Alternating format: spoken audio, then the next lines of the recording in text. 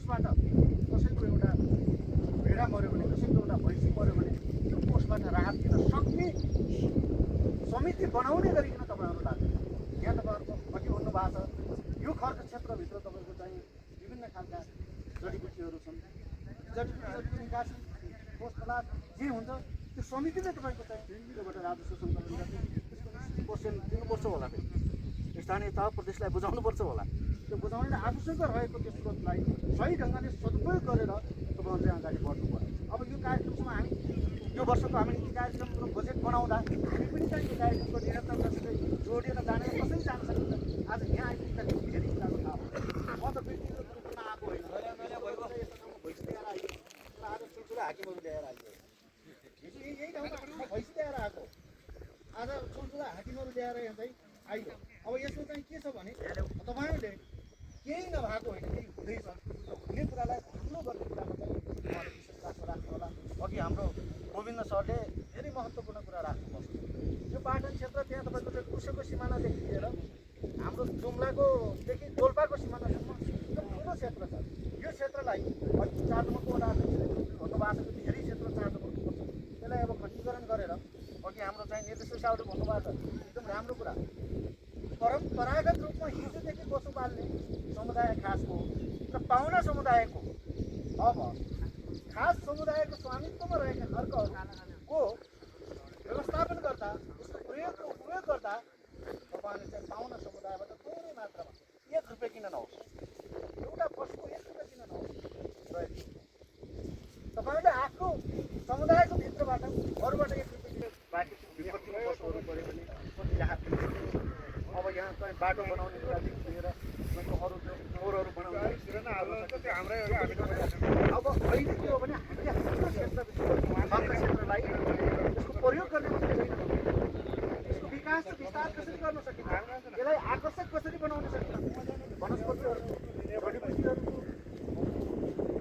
जीवजन्तुहरूको, पक्षीहरूको कसरी संरक्षण गर्न सकिन्छ र भोलि धेरैभन्दा थिप्रोमाथि यहाँ रक गार्डदेखि माथि तपाईँको चाहिँ ठाकुरजी के अरे साइकौरीसम्म एउटा तपाईँको चाहिँ के भन्छ त्यो सिडी होइन, एउटा म्याराथनभरिका मान्छेहरूको म्याराथन दौड गर्ने त्यो सबै मान्छे आएर हेर्नु यो वर्ष जसरी पनि गर्ने हो त्यो कार्यक्रम।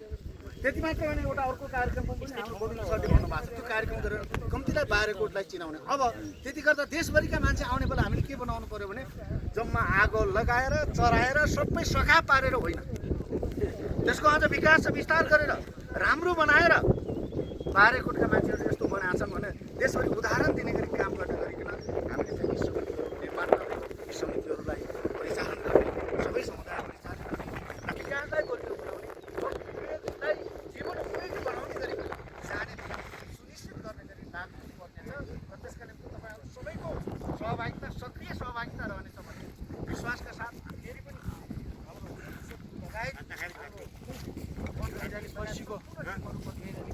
साथीहरूको हार्दिक आभार व्यक्त गर्दै तपाईँहरूलाई विशेष धन्यवाद। नेपालजी मैले गर्दा ढालतिर गएको आएन, नेपाल सिङ्गिङ गरेको त व्यवस्था उता गइहाल्नु ढाल गर्दै गरे मार काञ्चनजङ्घा त्यस्तो सुत्या सुन्नै मिलेन यार।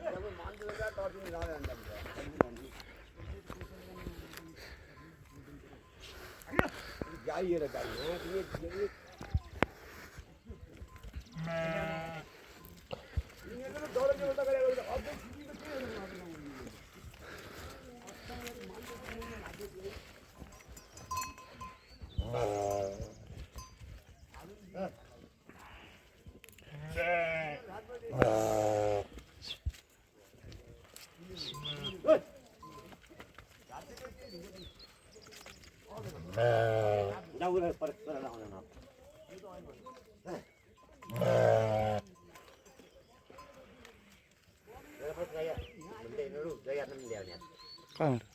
चराउँदै यहाँ ल्याउने आफ्नो मान्छे सबैको हेल्थ चाहिएको हुन्छ चराउँदै ल्याएको अहिले ठिक छ।